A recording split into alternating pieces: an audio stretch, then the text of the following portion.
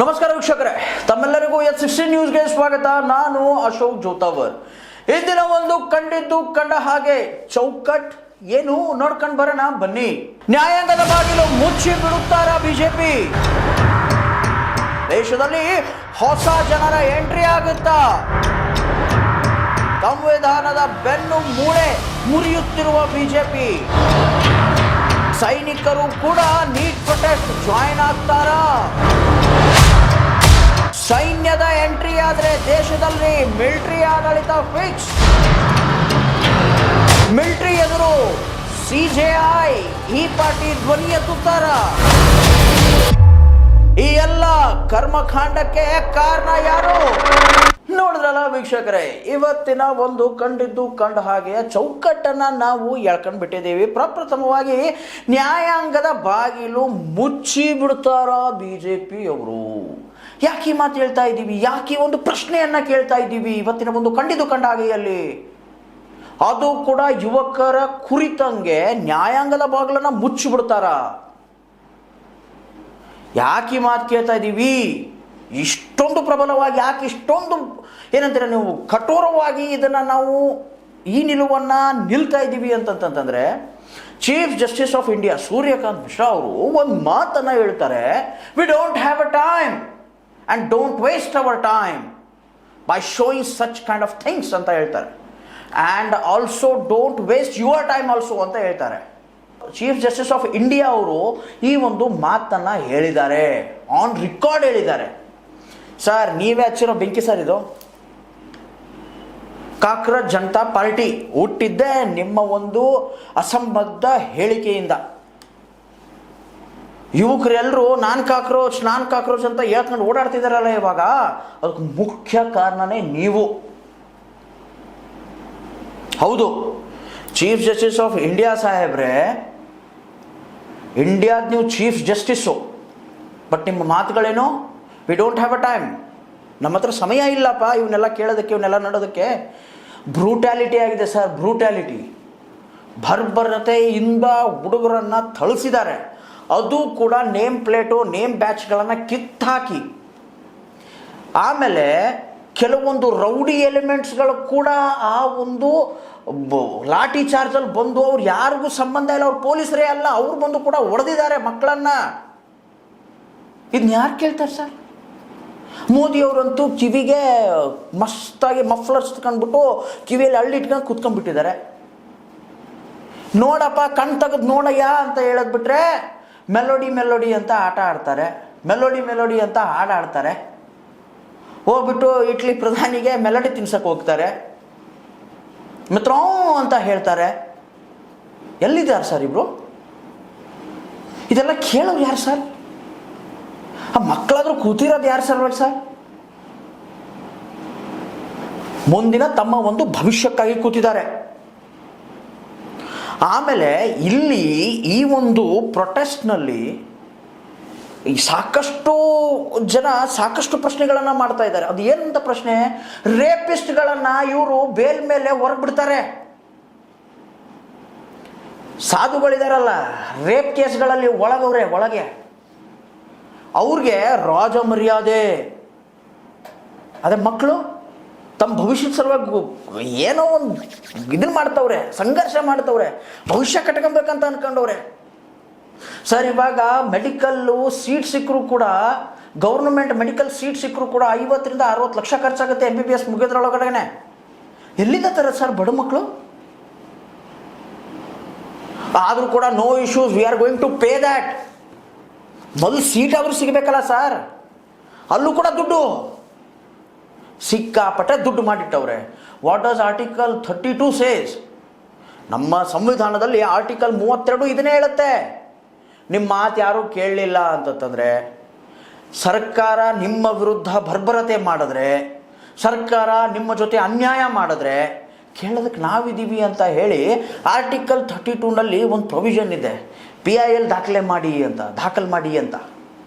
ಅದು ಕೂಡ ಸುಪ್ರೀಂ ಕೋರ್ಟಿಗೆ ದಾಖಲೆ ಮಾಡ್ಬೇಕಂತ. ಸುಪ್ರೀಂ ಕೋರ್ಟ್ ಚೀಫ್ ಜಸ್ಟಿಸ್ ಅವ್ರು ಏನು ಹೇಳ್ತಾರೆ?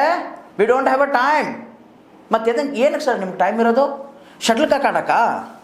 ಔಟ್ ಆಫ್ ಕಂಟ್ರಿಗೆ ಹೋಗ್ತೀರಾ, ಶಟ್ಲ್ ಕಾಕ್ ಆಡ್ತೀರಾ, ಅಲ್ಲೇನೋ ನಿಮ್ಮನ್ನ ಕರೆಕ್ಟಾಗಿ ಕೇಳಿದ್ರು, ಸರ್ ಇಷ್ಟೊಂದು ಕಾಂಗ್ರೆಸ್ ಜನತಾ ಪಾರ್ಟಿಯಿಂದ ಹುಡುಗರೆಲ್ಲ ಬೀದಿಗಿಳಿದವ್ರೆ, ಎಲ್ಲ ಉಪವಾಸಕ್ಕೆ ಕುಳಿತವ್ರೆ, ನೀವೇನು ಹೇಳ್ತೀರಾ ಅದ್ರ ಕುರಿತಾಗಿ ಅಂತ ಕೇಳಿದ್ರೆ ಅದಕ್ಕೆ no answer.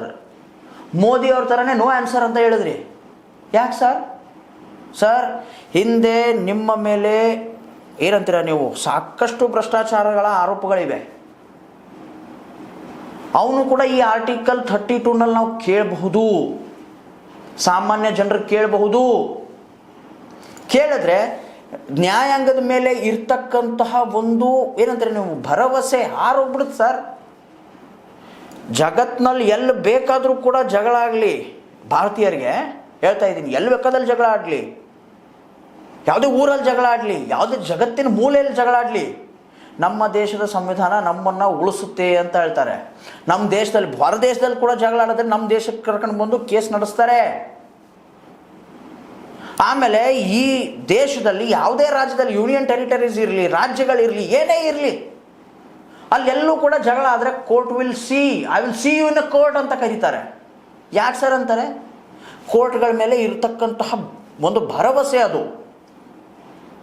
First cockroach ಯೂತ್ಸ್ಗೆ cockroach ಅಂತ ಅಂದವರು ನೀವು, ನಿಮ್ಮಿಂದಾನೇ ಇದು ಹತ್ಕಂತು, ನಿಮ್ಮ ಮೇಲೆ ಭ್ರಷ್ಟಾಚಾರದ ಆರೋಪಗಳು ಹಿಂದೆ ಇದ್ದಾವೆ.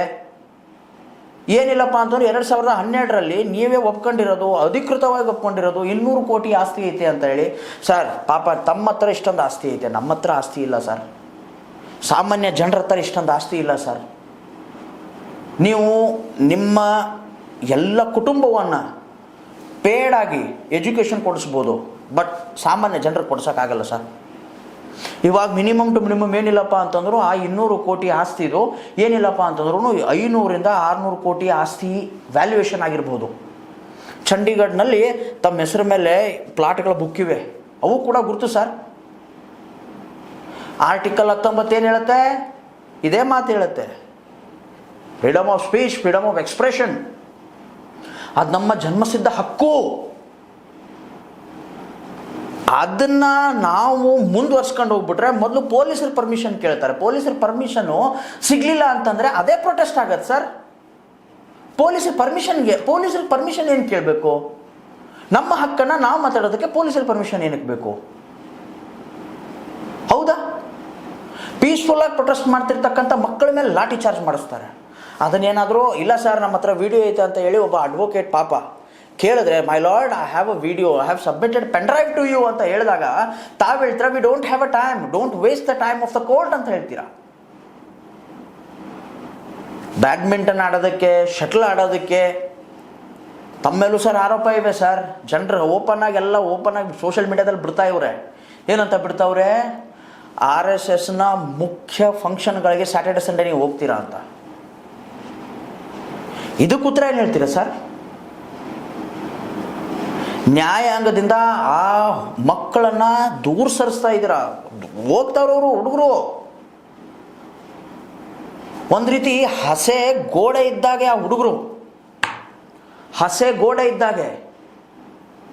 ನೀವು ಕಲ್ಲು ಹೋಗಿತೀರಾ ಅದನ್ನ ಹಿಡ್ಕೊಂತವೆ, ಮಣ್ಣು ಎಸಿತೀರಾ ಅದನ್ನ ಹಿಡ್ಕೊಂತವೆ ಅಲ್ವಾ ಸರ್? ಕಲ್ಲು ಹೋಗಿದ್ರು ಹಿಡ್ಕೊಂತವೆ, ಮಣ್ಣು ಹೋಗಿದ್ರು ಹಿಡ್ಕೊಂತವೆ. ಹಸೆ ಗೋಡೆ ಇದ್ದಾಗವು ಅವನ್ನ ಕರೆಕ್ಟಾಗಿ ಇಟ್ಕೊಂಡು ನಾವು ಅಂತೀವಿ ಪ್ಲಾಸ್ಟರ್ ಗಿಲಾವ್ ಮಾಡೋದಂತ ಅಂತೀವಿ. ಗಿಲಾವ್ ಮಾಡಿ ಅದಕ್ಕೊಂದು ರೂಪರೇಷೆಯನ್ನು ಕೊಡ್ಬೇಕು ನಾವು.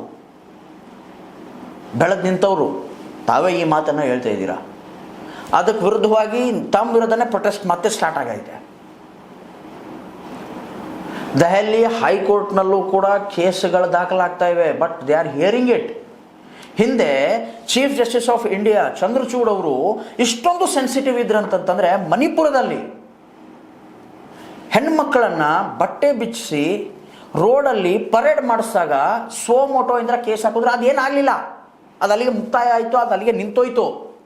ಬಟ್ ಆದರೂ ಕೂಡ ಸೋಮೋಟೋ ಇಂದ ಕೇಸ್ ಹಾಕಿ ಅದನ್ನು ಬ್ರುಟಾಲಿಟಿಯನ್ನು ತಡೆದ್ರು. But what you are doing sir? You should also be ಅಕೌಂಟೇಬಲ್ನಾ? ನೀವು ಕೂಡ ಅಕೌಂಟೇಬಲ್ ಇರಬೇಕಲ್ವಾ? ಅಲ್ಟಿಮೇಟಮ್ಲಿ ತಮಗೂ ಕೂಡ ಸ್ಯಾಲ್ರಿ. ಇದೇ ಜನರು, ಇದೇ ಕಾಕ್ರೋಚ್ಗಳ ತಂದೆ ತಾಯಿ, ಇದೇ ಕಾಕ್ರೋಚ್ಗಳೇ ತಾವು GST ತುಂಬಿ ತಮ್ಮ ಹೊಟ್ಟೆ ಕಟ್ಟಿ ಬಟ್ಟೆ ಕಟ್ಟಿ GST ತುಂಬಿದಾಗಲೇ ತಮಗೂ ಕೂಡ ಸ್ಯಾಲ್ರಿ ಬರೋದು ಸರ್. ಚೀಫ್ ಜಸ್ಟಿಸ್ ಅನ್ನುವಂತಹ ಒಂದು ಉನ್ನತ ಪದವಿಯಲ್ಲಿದ್ದೀರಾ. ಸಾರಿ, ನಾನು ಇದು ಒಂದು ಕರಾಳ ದಿವಸ ಅಂತ ಹೇಳ್ತಾ ಇದ್ದೀನಿ. ಜನರ ಅಭಿಪ್ರಾಯ ಇದು, ಕರಾಳ ದಿನ ಇದು. ಈ ಮಾತು ಹೇಳ್ಬಾರ್ದಾಗಿತ್ತು. ಹೌದು, ಕೇಸನ್ನು ತಗೊಂಡು ಮುಂದೆ ಹೋಗ್ಬೇಕಾಗಿತ್ತು. ಮತ್ತೆ ಇನ್ನೊಂದು ನಮ್ಮ ಪ್ರಶ್ನೆ ಏನಪ್ಪ ಅಂತಂದರೆ, ಸಂವಿಧಾನದ ಬೆನ್ನು ಮೂಳೆಯನ್ನು ಮುರಿತಾ ಇದೆಯಾ ಈ BJP? ಹೌದು, ಸಂವಿಧಾನದ ಬೆನ್ನು ಮೂಳೆಯನ್ನು ಮುರಿತಾ ಇದೆ. ಈ ಸಮಯದಲ್ಲಿ ಡಾಕ್ಟರ್ ಬಾಬಾ ಸಾಹೇಬ್ ಅಂಬೇಡ್ಕರ್ ಅವರ ಒಂದು ಜೀವನ, ನಡ್ಕೊಂಡು ಬಂದಂಥ ಜೀವನ ನೆನೆಸ್ಕೊಂಡ್ಬಿಟ್ರೆ ಮೈ ಮೇಲೆ ಮುಳು ಬಂದ್ಬಿಡುತ್ತೆ. ಸಂವಿಧಾನ ಇದ್ರೂ ಕೂಡ ಇವಾಗ ನಮ್ಮ ಮಾತು ಕೇಳೋರಿಲ್ಲ ಸರ್. ಆ ಸಮಯದಲ್ಲಿ ನಿಜವಾಗಿ ಹೇಳ್ತಾ ಇದ್ದೀನಿ, ಬರೆದಿರುವಂತಹ ಒಂದು ಪ್ರೂಫ್ಗಳನ್ನು ಇಟ್ಕೊಂಡು ಮಾತಾಡ್ತಾ ಇದ್ದೀನಿ. ನ್ಯಾಯ ಅವ್ರ ಕೈಯಲ್ಲಿ, ಹೌದಾ? ಎಜುಕೇಷನ್ ಅವ್ರ ಕೈಯಲ್ಲಿ, ಆರೋಗ್ಯ ಅವ್ರ ಕೈಯಲ್ಲಿ. ಇವ್ರ ವಿರುದ್ಧ ನಿಂತು ಬಾಬಾ ಸಾಹೇಬ್ ಅಂಬೇಡ್ಕರ್ ಅವರು ಎಜುಕೇಷನ್ ಹೆಂಗೆ ಪಡ್ಕೊಂಡಿರ್ಬೇಕು? ಆಯಿತು, ಎಜುಕೇಷನ್ ಹೆಂಗೋ ಪಡ್ಕೊಂಡ್ರು, ವಾಪಸ್ ಅದನ್ನು ಸಂವಿಧಾನದಲ್ಲಿ ಇಳಿಸಿದ್ರೆ ಹೆಂಗೆ? ರಾಕೇಶ್ ಟಿಕೇತ್ ಅವರು ಒಂದು ಮಾತನ್ನು ಹೇಳ್ತಾರೆ ಇದ್ರೆ ಈ ಒಂದು ಮಧ್ಯದಲ್ಲಿ. ರಾಕೇಶ್ ಟಿಕೇತ್ ರೈತ ಸಂಘದ ದೊಡ್ಡ ಲೀಡರ್ ಅವರು. ಅವರೊಂದು ಮಾತು ಹೇಳ್ತಾರೆ, ರಾಜ ದಯಾಳು ಇದ್ರೆ ಅವನ ಮುಂದೆ ಉಪವಾಸ ಕುಂಡ್ರಿ, ರಾಜ ಕಟುಕನಿದ್ರೆ ಅವನ ಮುಂದೆ ಉಪವಾಸ ಕೂರಬೇಡಿ. ಅವ್ನು ನಿಮ್ಮ ಮುಂದೆ ಕೂತ್ಕೊಂಡೆ ಹಣ್ಣು ತಿಂತಾನೆ, ನಿಮ್ಮ ಮುಂದೆನೆ ಕೂತ್ಕೊಂಡು ಕೇಕ್ ತಿಂತಾನವನು, ಊಟ ಗಿಟ ಬಿಡಕ್ಕೆ ಹೋಗ್ಬೇಡಿ ಅಂತ ಹೇಳ್ತಾನೆ. ಇವರೇ ರಾಕೇಶ್ ಟಿಕೇತ್ ಅವ್ರು ಈ ಮಾತನ್ನ ಹೇಳ್ತಾರೆ. ಇನ್ನು ನೆಕ್ಸ್ಟ್ ಬರೋದು ಈ ಒಂದು ನೀಟ್ ಪ್ರೊಟೆಸ್ಟ್ ಅಲ್ಲಿ ಸೈನಿಕರ ಎಂಟ್ರಿ. ಹೌದು, ನಮ್ಮ ಡಿಫೆನ್ಸ್ ವತಿಯಿಂದ ಒಂದು ಹೇಳಿಕೆ ಬಂದಿದೆ ಇವತ್ತು. ಏನಪ್ಪಾ ಅಂತಂತಂದ್ರೆ, ಡಿಫೆನ್ಸ್ ಫೋರ್ಸ್ಗಳಿಂದ ಸಿಖ್ರು ಪ್ಲಸ್ ಮುಸ್ಲಿಂ ಸೈನಿಕರು, ಜವಾನರು ರೆಸಿಗ್ನೇಷನ್ ಕೊಟ್ಟು ನೀಟ್ ಪ್ರೊಟೆಸ್ಟನ್ನು ಜಾಯಿನ್ ಮಾಡ್ತಾ ಇದ್ದಾರೆ ಅಂತ ಹೇಳಿ. ಇಲ್ಲಪ್ಪ, ನೀವು ನೀಟ್ ಪ್ರೊಟೆಸ್ಟ್ ನಡೀತಾ ಇದೆ, ಅದನ್ನು ನೀವು ದಮನ ಮಾಡಬೇಕು, ಹೋಗ್ಬೇಕು, ಆ ಹುಡುಗರ ಮೇಲೆ ಬರ್ಬರತೆಯನ್ನು ಮಾಡಬೇಕು, ಲಾಠಿ ಚಾರ್ಜ್ ಮಾಡಬೇಕು, ಗುಂಡು ಹಾಕಬೇಕು ಅಂತ ಹೇಳಿ ಅವ್ರನ್ನ ಡಿಪ್ಲಾಯ್ ಮಾಡಕ್ಕೆ ಬಂದರೆ ಅವರೇ ಹೇಳ್ತಿದ್ದಾರೆ, we are not going to do sir, ನಾವು ರಿಸೈನ್ ಮಾಡ್ತಾ ಇದ್ದೀವಿ ಜಾಬನ್ನು, we are quitting the job ಅಂತ ಹೇಳ್ತಿದ್ದಾರೆ ಆ ಹುಡುಗರು. ಆ ಸೈನಿಕರು ಎಂಟ್ರಿ ಹೊಡಿತವ್ರೆ. ಅವ್ರು ಎಂಟ್ರಿ ಹೊಡೆದ್ಬಿಟ್ರೆ ಏನಾಗುತ್ತೆ? ದೇಶದಲ್ಲಿ ಸೈನ್ಯಾಡಳಿತ ಬರಬಹುದಾ? ದೊಡ್ಡ ಯಕ್ಷ ಪ್ರಶ್ನೆ ಇದು. ದೇಶದಲ್ಲಿ ಸೈನ್ಯಾಡಳಿತ ಬಂದ್ಬಿಟ್ರೆ ಚೀಫ್ ಜಸ್ಟಿಸ್ ಆಫ್ ಇಂಡಿಯಾ ಅವರೇ, ತಾವು ಕೂಡ ಮಾತಾಡ್ತಿದ್ದೀರಲ್ಲ, ವಿ ಡೋಂಟ್ ಹ್ಯಾವ್ ಟೈಮ್ ಅಂತ ಹೇಳ್ತಿದ್ದೀರಲ್ಲ, ಅವಾಗ ಅವ್ರ ಮುಂದೆ ಮಾತಾಡೋಕ್ಕಾಗತ್ತಾ? ಇಲ್ಲ ಸರ್. ಇದನ್ನೆಲ್ಲನೇ ಏನಂತೀರ ನೀವು? ಸೈನ್ಯಾಡಳಿತ, ಯಾವುದೇ ಒಂದು ದೇಶಕ್ಕೆ ಸೈನ್ಯಾಡಳಿತ ಬೇಡ, ಅಲ್ಲಿ ಆ ದೇಶದಲ್ಲಿ ಪ್ರಜಾಪ್ರಭುತ್ವವಿರಲಿ ಅಂತ ಹೇಳಿ ನಮ್ಮ ಹಿರಿಕರು ಮಾಡಿರುವಂತಹ ಕೆಲಸಗಳಿವು. ಏನಂತ? ಪ್ರಜಾಪ್ರಭುತ್ವವನ್ನು ತಂದರು, ಕಾನ್ಸ್ಟಿಟ್ಯೂಷನನ್ನು ತಂದರು. ಆ ಕಾನ್ಸ್ಟಿಟ್ಯೂಷನನ್ನು ನೀವು ಅಲ್ಲಗಳಿತಾ ಇದ್ದೀರಾ. ಸೈನಿಕರಲ್ಲೂ ಒಂದು ಮಾತು ಬರ್ತಾ ಇದೆ, ಇಲ್ಲಪ್ಪ ಬೇಡ, ಇವರು ನಮಗೆ ಬೇಡವೇ ಬೇಡ ಅಂತ ಹೇಳಿ ರೆಸಿಗ್ನೇಷನ್ ಕೊಟ್ಟು ಬರ್ತಾ ಇದ್ದಾರೆ. ಸಿಖ್ರು, ಮುಸಲ್ಮಾನರು, ಕೆಲವು ಹಿಂದೂಗಳು ಕೂಡ ರೆಸಿಗ್ನೇಷನ್ ಅನ್ನು ಹಾಕ್ತಾ ಇದ್ದಾರೆ. They are joining the protest. This is a huge thing.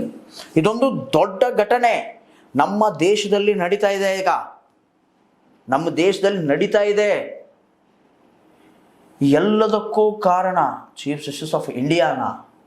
Comment box ನಿಮಗೋಸ್ಕರ ಫ್ರೀ ಐತೆ ವೀಕ್ಷಕರೇ, ಕಮೆಂಟ್ ಹಾಕೋದನ್ನ ಮರಿಬೇಡಿ. ಇದಾಗಿತ್ತು ಇವತ್ತಿನ ಸುದ್ದಿ. ಇನ್ನಷ್ಟು ಸುದ್ದಿಗಳಿಗಾಗಿ ಸದಾ ಫಾಲೋ ಮಾಡ್ತಾರೆ 16 ನ್ಯೂಸ್. ಇದು ಸತ್ಯದ ಕೈಗನ್ನಡಿ. ಧನ್ಯವಾದ.